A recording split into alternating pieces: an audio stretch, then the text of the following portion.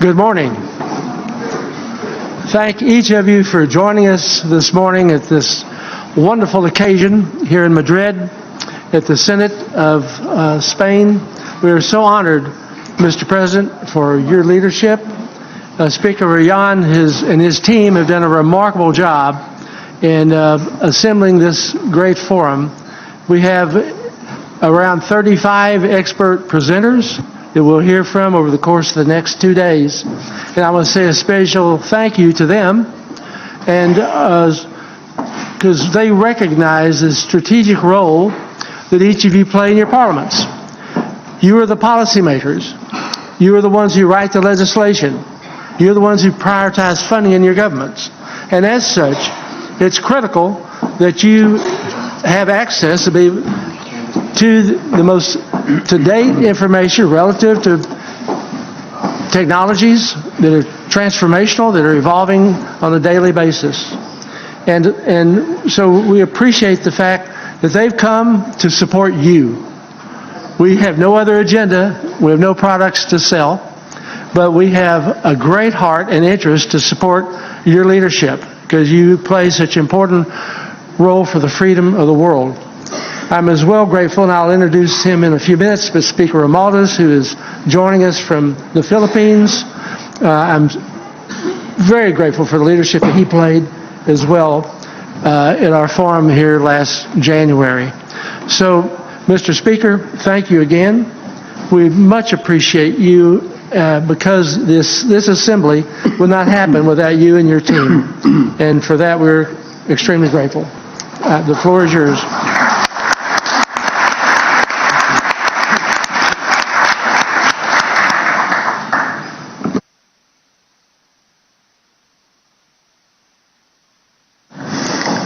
Muy buenos días.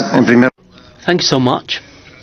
First of all, I'd like to thank the President of the Parliamentary Forum on Intelligence and Security, Mr. Robert Pittenger, as well as the ambassadors, members of the diplomatic body, the President of the House of Representatives of the Philippines, and the senators and members of Parliament, and of course to everyone present, to the authorities, the attendees, and the media, because it's very important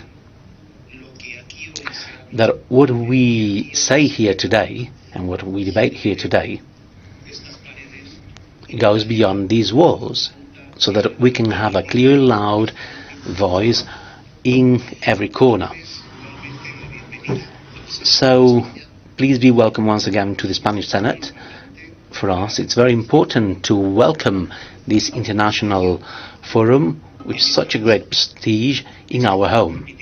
This forum will allow, in the next few days, to reflect, to establish a dialogue, and to assess the main topics related to global security, as well as carrying out proposals which are necessary to build something as important as the societies that are safer by the day, because without safety we cannot have anything. Today and tomorrow we're going to have in this forum the main experts at European and global level in security and intelligence, not just within the institutional and public sphere, but also from the perspective of the experience and the knowledge of the private sector. On the other hand, I'd like to thank the organizers for choosing the Senate of Spain to hold this forum, and I'd like to thank especially the personal involvement of Congressman Pittenger, as well as the rest of his closer collaborators, due to all the facilities and of how simple it's been to work with you. Humbly from the Senate, we've made available all of our means for these meeting, forum and working sessions be successful, because the mission does deserve it. It is the 29th edition, the first one organized in Spain. I'm sure it will not be the last one. Europe and cities such as Paris, Berlin or London had already hosted this important forum, but we were like in Madrid, and respecting the whole diplomatic body, I think you came to one of the most wonderful cities in Europe and in the world. And I do hope, wish and trust that besides this working session, you will have some time to enjoy our people, our culture, our traditions and our food.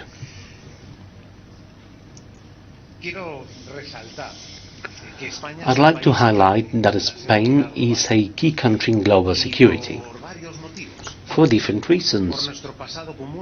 Due to our common past and our connections with different parts of the world, mainly with the American continent, in a very specific manner Latin America and also with North Africa. And of course, it's a geostrategic enclave, and because we belong both to the European Union and NATO.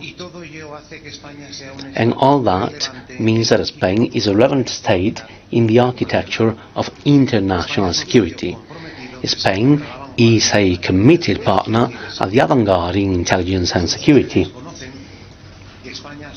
And all of you may know that Spain has suffered the consequences of terrorism and of the criminal band ETA, which actually operated for several decades. To that, we had to sadly add the bombings of March 11, 2004, one of the biggest bombings in Europe, where they took the life of more than 190 people and where more than 2 people were hurt. These kind of bombings and attacks meant that the level of demand of the security forces of the state is maximum, and that they're continuously on alert. Likewise, they successfully work to prevent new attacks and crimes against society, which places our state security forces and corps amongst the best in the world when it comes to security, intelligence, and being a reference and an example for many countries. I'd also like to thank and refer to the fact that Spain has been making an effort for years to be amongst the expert countries in cybersecurity. According to the last cybersecurity global index made by the International Telecommunications Union, Spain is one of the most cyber-secure countries in the world, even though we have many attacks, and both things are complementary. And in February 2022, the invasion of Ukraine by Russia also forced countries to intensify and adapt their intelligence and security systems. Let's remember that we have a war at the border of the European Union. We cannot forget that for a second. And that threatens our democracies, our freedoms, and our states of law.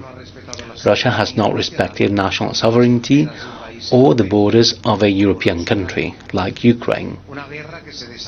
This war takes place with body-to-body confrontations, but also with drone attacks, cyber attacks, critical infrastructures, and other less common techniques, where technology plays an increasingly determining role. We also have other wars and conflicts taking place now in the world that are generating instability and uncertainty in quite a few countries. A war conflict leads surely to a migration process, which is a phenomenon that a mafias avail of to traffic people or irregular migrants. And we'll also speak about that because it's an important topic in this forum. On the other hand, we need to pay attention to the FIMI for main information and inference, because the interference of third parties in electoral processes have a clear target to undermine democracies, destabilize Western societies, and divide powerful organizations such as the European Union. Related to this, we have misinformation or fake news, able to generate biased opinions by certain powers corresponding to the interests of certain states. Besides, countries need to face new situations such as cyber-terrorism, the hybrid wars, and the attacks in the grey area, as well as non-conventional threats. This situation is being generated and availed of by the conglomerates of organized crime. Countries have limited resources, forcing us to prioritize certain actions. But holding fora, meetings, and reaching conclusions such as the ones we'll hear here, give meaning and strength to the expression that together we are stronger. Before that, criminal organizations diversify their activities, their legal activities, and they base them on transnational and technological structures, availing often the institutional weakness of some countries and organizations. Let's go to solutions now, because we've already described what's happening in this world that we're now living in. We need to keep promoting international cooperation. That's essential, because organized crime, drug trafficking and other threats do not know about borders. These are transnational threats, and therefore countries cannot face them in an isolated manner. We are also in a world interrelated through the internet and the new communications, amongst them the 5G technology, giving us many advantages and advances, but also threats, because this is a single space where we do not have any limits, identities or borders. We know there are certain countries that are more permissive when it comes to installing and hosting servers and systems, prioritizing interests that go against the rights and freedoms of the countries that are here represented. For these reasons, and mainly due to the transnational character of these threats, I suggest promoting in this forum certain measures to reach a much safer and freer world. For example, requesting to increase the investment of countries in security, defense and intelligence as a guarantee for the future is also betting on the future, on prosperity and on the welfare of our people, our nation and our families. Promoting collaboration and cooperation between countries is essential, because only by working together will we be able to face the current and future challenges when it comes to global security. To do so, we need to reinforce agreements in multilateral existing organizations, as well as carrying out joint exercises amongst countries and having a fast, effective communication to make things more difficult for mafias and for organizations that grow by the side of crime, and harmonizing legal measures applicable in all countries is also quite necessary. It is to no avail that in an interconnected world, a world of countries, passes laws in favor of human rights, if in other countries they allow to freely carry out actions that should be forbidden, that go against the rights and freedoms of people. It's also important to implement cybersecurity plans in countries to prevent attacks against institutions, administrations and/or critical infrastructures, as well as having security forces sharing knowledge, information, experience and best practices in these areas. There is obviously much still to be done, but we know which is the path to follow. We also need to improve the joint response capability of these countries in the face of these threats and challenges, and this needs to be a shared mission and target shared by everyone. And in order to improve our effectiveness, we need to do that. And we also need better training of the security forces in the fight against organized crime and other transnational threats against security, as well as creating specific units. I'm about to finish, and out of all this, we have topics we will deal with here at the Senate, thanks to you and the Forum on Intelligence and Security, and we will do so in a broad, extensive and deep manner, because we have 14 panels with more than 35 experts that will delve deeper on topics such as artificial intelligence, cybersecurity, 5G, terrorism, and energy security, as well as cryptocurrencies, illegal financing of funding, and people trafficking, amongst other topics. Because we know criminals are trained and keep working to achieve more sophisticated methods to keep committing crimes. And this fact should motivate institutions and security forces, as well as you as experts, abiding by the relevance of this forum, to keep getting trained and to give effective responses to the challenges we have ahead of us. Therefore, let's keep advancing in democracy, in security, and in defense. And let's keep advancing in defending the rights and freedoms that we currently enjoy.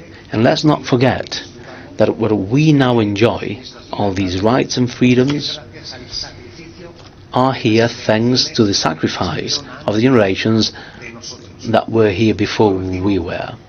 Last, I'd like to invite you to take this forum as a meeting point to promote those actions and measures that are firm, coordinated and transforming in the favor of security and defense of the countries that are in favor of respecting the international system based on rules, rights, freedoms and as stated in the laws. Thank you so much. Señoras y señores, es un gran privilegio para mí estar hoy. It's a great privilege for me to be here with you in the historic city of Madrid for a conference that is extremely important for the world.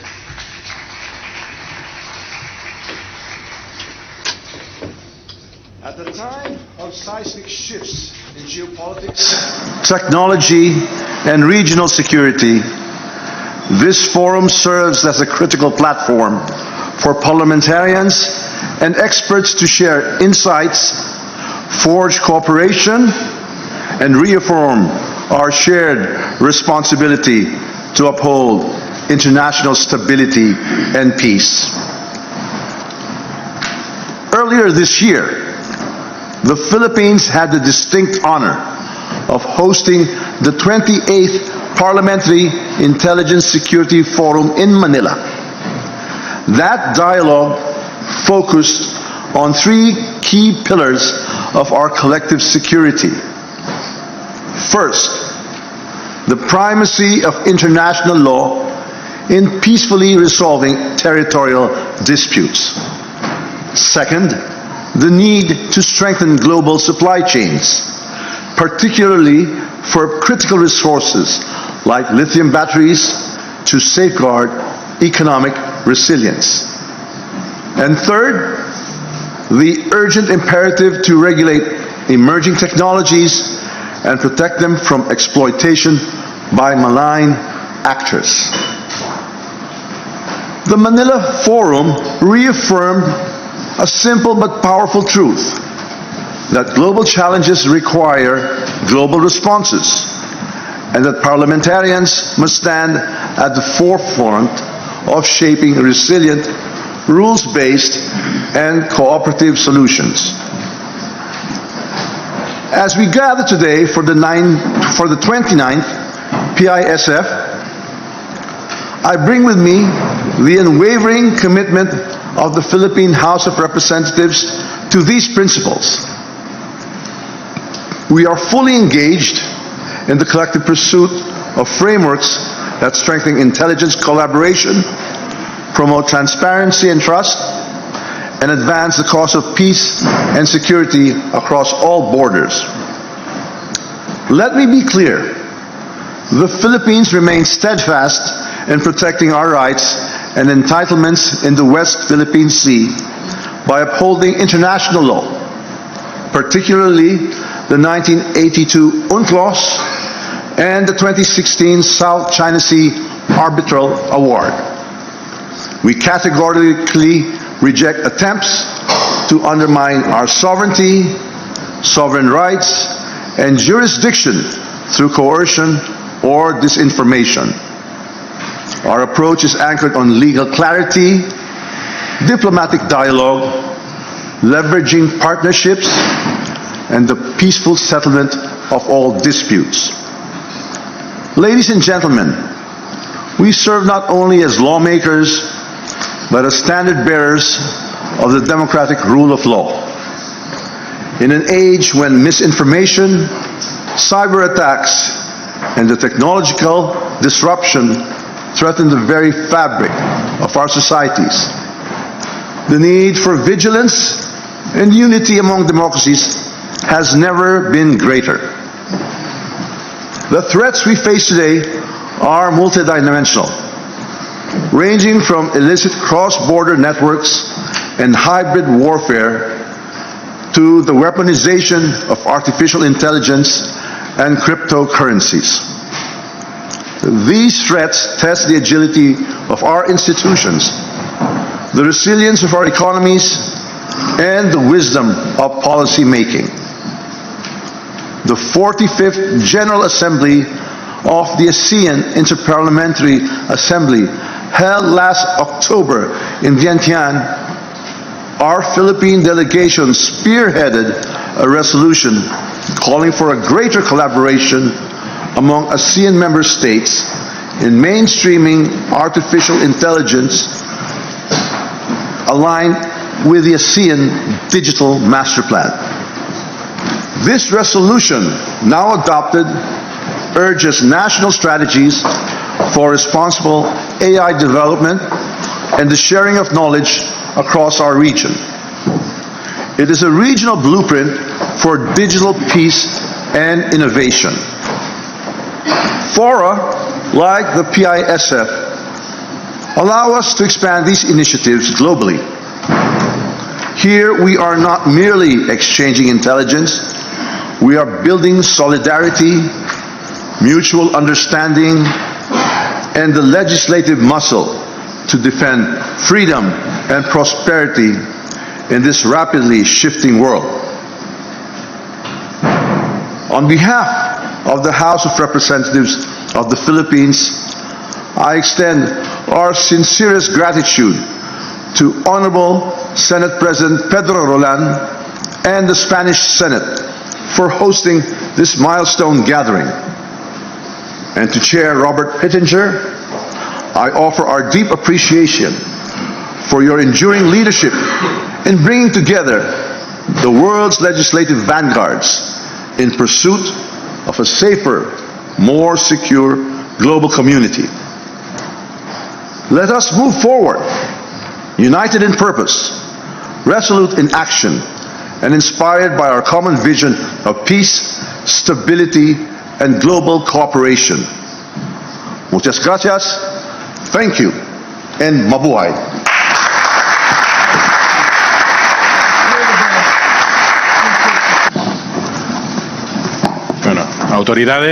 The authorities, ladies and gentlemen, dear friends, please allow me first of all to break the protocol. I've got a table, a wonderful table behind, but please allow me to salute you first, because you are the most important for the forum.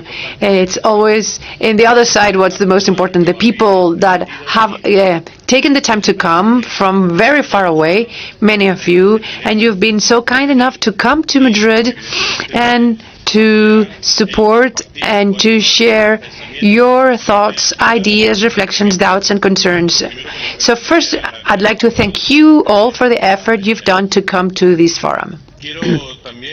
I would like for my next words to thank the President of the Senate of Spain for being so kind to give us this space to host this forum in such an important building for the history of Spain. I would like to salute the technical team, not only from the Senate, but also the technical team of the forum, for all the work they have done to organize these days in a successful way. I would like to thank the President of the Parliament of the Philippines for being kind and having come to accompany us at this forum. And I would like to express my thanks to a very dear friend, Robert. Robert is a wonderful person. Honestly, he's been kind enough to invite me to take part and to take the floor at this event today to address you all. He's a person he's a natural leader, and he has clearly and perfectly understood and since long that facing international risks needs for international collaboration. He, a long time ago, was determined, and Victor knows it, and he's here. He was determined to hold this forum at Madrid. He's been personally committed to come to Madrid, and we're lucky because we've managed to have that become a reality, and we're so glad that you are all here today. Thank you, Robert. So we live a historical moment in geopolitical terms, greatly affected by new technologies. And I think that these must lead us to reflections. That makes us think that this forum today is a very important one because of the topics it's going to cover, because you perfectly know are topics that are dealt with in every parliament in every country in the world. Second, what we have to try to do is to not only have ideas to solve problems, to solve the problems that we have ahead, but also we need to anticipate the paths to the possible solutions. We cannot just stay at bringing ideas. We need to be very specific and to share. We have an advantage here because, as the President of the Senate said, we're going to have many experts taking the floor these days, and they will be generous enough to share with all of us all their knowledge. So we have a major value, which is that we all come from countries with different cultures, and that far from making us being further, it brings us closer because we have to share our views with empathy, because we've got values that have common elements in terms of freedom, security, and justice. So those different values just bring us closer because they provide better and more ideas to solve problems that are international, such as terrorism, fostered by organizations, but also by countries, the human trafficking, just the same. Questions such as supply chain security issues, where we have to try and prevent for them being interrupted first, then to have slavery situations that go against the human rights of people, but also that they represent unloyal competition. And we have to focus on positioning also strategic minerals in geopolitics, cybercrime, and lack of information and misinformation. We have to face challenges that we will be covering in these topics, in new technologies, for example. To what extent can someone know what another person thinks, even if that person doesn't want to convey that thinking? The quantum challenge, the quantics challenge, and also AI. So we have to have in our mind the idea that when man is no longer on the earth, I don't know how will earth be called, but it will still be there. So we are the Gen Zero. We have been the ones who saw the before and after of AI. And we have to be mature, not to become engineers, but we have to be mature to understand technology. Because that's our challenge to know to what extent the laws must be coordinated, up to what extent a law is going to stop a technology that oftentimes will not coincide with the rights acknowledged in our laws, and sometimes technologies are just fought with more technology. So we have to clearly know that we must be seriously committed in funding whatever is necessary for security. We must not make some pay for others. We all must be responsible to pay our share. So in this forum, we need to cover problems and issues with innovative approaches. I think that the debates that need to take place need to be direct, honest, respectful, of course, enriching, and that is precisely what will make us stronger. Thank you very much for everything.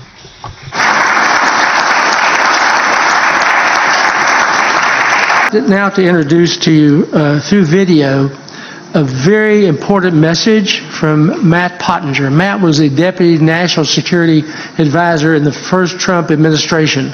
He is a remarkable gentleman, lived in China about 30 years, and clearly understands the threats facing the world today. As we look at the scope of the geopolitical aspects, concerns we have from vis-a-vis Russia, Iran, North Korea, China clearly is the major challenge that we face. Matt will convey to you in Chairman Xi's own words. You'll see clips of Chairman Xi's statements that he has made to his own Congress of what the intent is for global Chinese Marxist communism. So if you would like to receive a copy of this video, see Lucas and he'll forward it to you. I think you'll find it extremely helpful. So we could proceed with the video from Matt Pottinger. Thank you. May need to dim the lights. It's an honor to be invited to speak to you today. The Parliamentary Intelligence Security Forum has played a pivotal role bringing together parliamentarians and other officials from nearly 100 countries to discuss matters of security and technology that affect us all. I'd like to extend my deepest thanks to my friend, Congressman Rob Pittenger, for your leadership of this forum. The nature of global threats today requires robust cooperation among the countries gathered for this forum. Clear analysis, frank discussion, and forthright collaboration are a prerequisite for successfully confronting global threats. Yet there is one government in particular that, far from helping to solve challenges, is a net contributor to the biggest problems we face. The Chinese Communist Party, which currently rules China, is engaged in activities that endanger our health, prosperity, security, and liberty.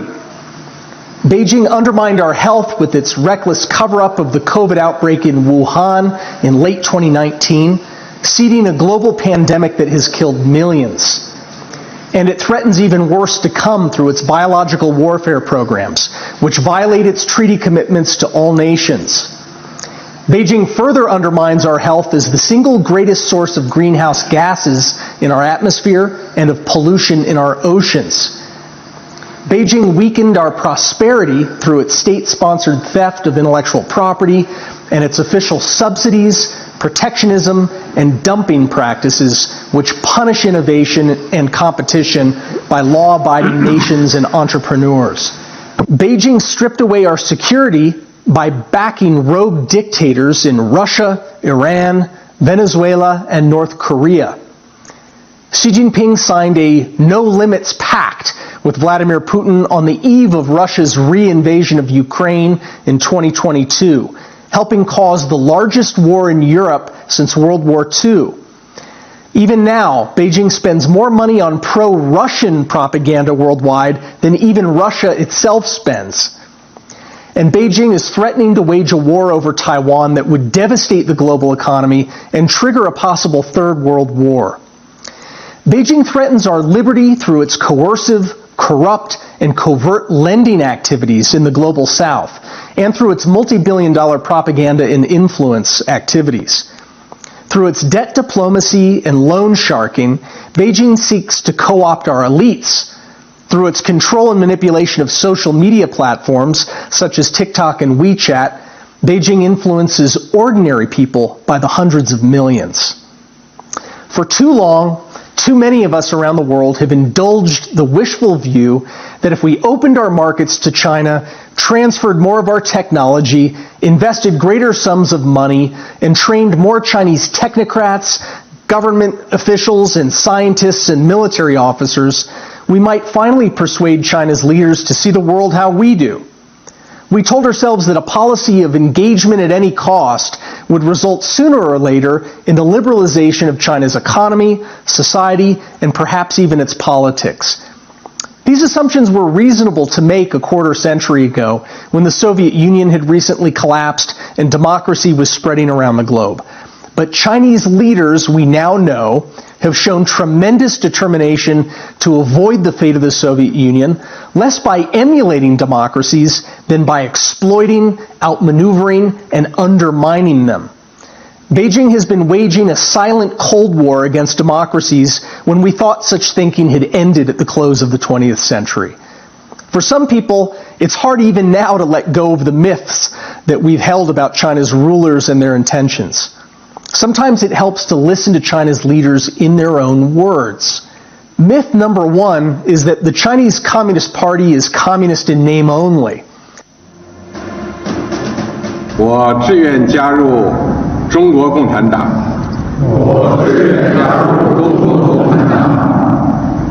保守党的秘密。为共产主义奋斗终生。 In a once secret speech to the party's Central Committee, Xi Jinping said, quote, "Facts have repeatedly told us that Marx and Engels' analysis of the basic contradiction of capitalist society is not outdated, nor is the historical materialist view that capitalism will inevitably perish and socialism will inevitably triumph." Myth number two is that Beijing isn't seeking to spread its own autocratic model or upend the liberal international order.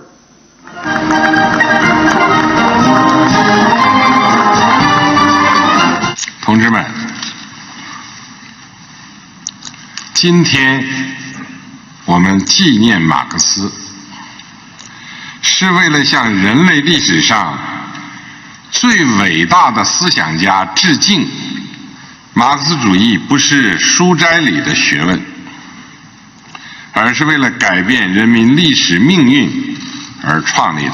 坚守共产党人的理想信念，像马克思那样为共产主义奋斗终身。 China's new official ideology, called Xi Jinping Thought, advances the notion of Chinese political and cultural supremacy. It even attacks the centuries-old concept of a world composed of sovereign nation-states. Xi Jinping Thought states that, quote, "All mankind needs a new order that surpasses and supplants the balance of power.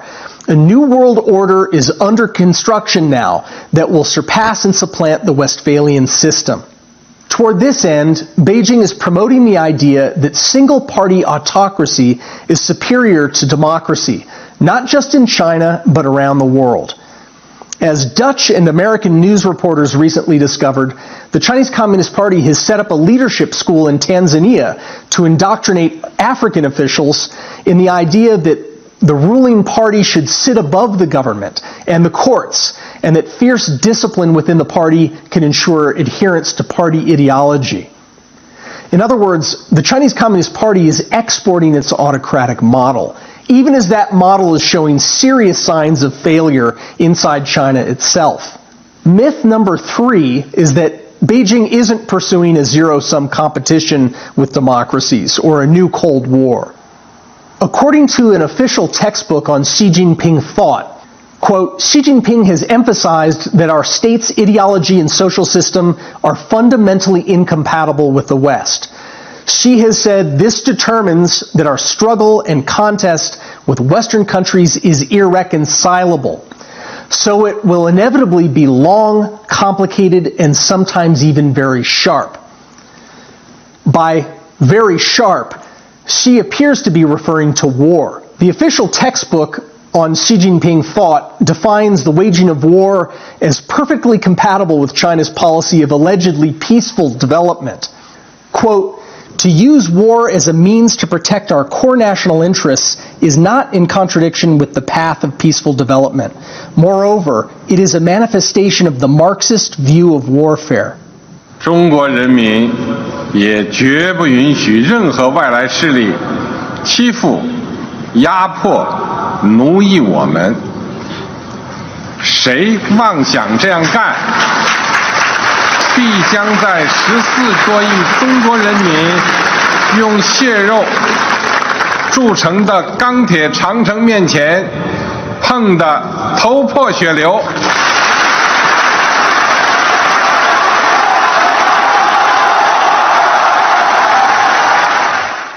So those are examples of the Chinese Communist Party's real intentions in its own words. For years, Chinese leaders have hidden their true intentions behind the facade of a country eager to join the international system and willing to abide by its norms. Dual messaging, that is, deceptive external propaganda for foreign ears, twinned with authoritative internal guidance for party members, comes naturally to the party. Hence, we have Chinese leaders outwardly urging, quote, peace talks to end Russia's war in Ukraine, while those same leaders secretly connive internally to provide Moscow with lethal arms to lengthen the war. Publicly, Beijing feigns neutrality with calls for respecting the sovereignty of all countries. Behind closed doors, it has described Russia's invasion of Ukraine as, quote, a counterattack, and, quote, the only action that could be taken. Beijing's doublethink is ubiquitous once you learn how to spot it. Concentration camps holding more than 1 million ethnic Uyghurs and other minorities inside China are called, quote, vocational training schools. Beijing's dismantling of the rule of law in Hong Kong and the jailing of local journalists and lawmakers is passed off as, quote, one country, two systems. The use of covert operations to interfere in the elections of Canada and other democracies is disguised as civic engagement and couched in gauzy slogans advocating, quote, a community of common destiny for mankind. Special units of China's premier spy agency, which infiltrate and influence our universities and policymaking circles, are disguised as, quote, think tanks and civil society organizations. In short, China's leaders' most revealing statements are not the ones they make at Davos or at the United Nations. They are the statements they make to their fellow Chinese Communist Party leaders. Here are a few principles I believe are worth bearing in mind throughout this forum and after its conclusion as your governments go about their essential work of safeguarding your sovereignty and the rights of your people. First, speak candidly, publicly, and at the highest possible level to Beijing about its actions that undermine your sovereignty or the sovereignty of other nations. It's important to speak openly and loudly if we are to prevent Xi Jinping from making grave miscalculations. Miscalculations and missteps are common for long-serving dictators, as Vladimir Putin reminds us. Second, impose steep costs on Beijing's actions that harm our countries and our friends. Imposing costs isn't provocative, it is stabilizing. One of the paradoxes of Marxist-Leninist dictatorships is that the more comfortable and more self-confident they are, the more aggressive they become. Gratuitous efforts to flatter and reassure Beijing are likely to be taken as signs of weakness. Third, it would be better to constrain and temper Xi Jinping's ambitions now through robust, coordinated military deterrence and through strict limits on China's access to technology, capital, and data controlled by our countries. That is better than waiting until Xi Jinping has taken fateful and irrevocable steps, such as attacking Taiwan, that would lead to a war between superpowers. Such a war would have severe effects on the security and prosperity of all nations. Putin's war in Ukraine offers constant reminders that deterrence is far preferable to rollback. Fourth, The, quote, main battleground, to borrow Xi Jinping's term, is the internet. Beijing employs many varieties of information warfare, from united front activities to cognitive warfare to deep fakes. Beijing has invested billions of dollars into these techniques to enhance what Xi Jinping calls discourse power, the power to shape perceptions and narratives worldwide, to whitewash China's record, and to disintegrate free people's faith in their fellow citizens and in democracy itself. We must go on the offense and the defense simultaneously. Right now we are doing neither. Free societies should never traffic in disinformation the way Beijing does. All we need to do is prevent Beijing's platforms from manipulating our discourse at home, while making it easier for Chinese citizens to communicate safely with one another and with the outside world. Banning TikTok and WeChat, as India's government has done, was a prudent step that other governments should consider. Finally, protect the rights of Chinese people living, studying, and working in your countries so they can enjoy the freedoms that so starkly distinguish free nations from the increasingly oppressive atmosphere inside China today. This means standing up against discrimination at home. It also means taking proactive steps inside your borders to expose and counter the Chinese Communist Party's activities to censor, intimidate, and coerce your citizens, and especially people of Chinese descent. We should always distinguish between the Chinese Communist Party on the one hand and China and the Chinese people on the other. I commend all of you who have come to this forum with the mission of understanding global threats and finding solutions to them. I'm hopeful that with more initiatives like the Parliamentary Intelligence Security Forum, we can foster and strengthen our own united front, one of independent and sovereign nations working together to protect our health, our prosperity, our security, and our liberty. Thank you for the honor of speaking with you today.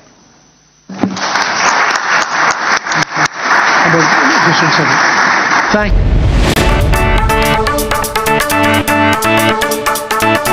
you.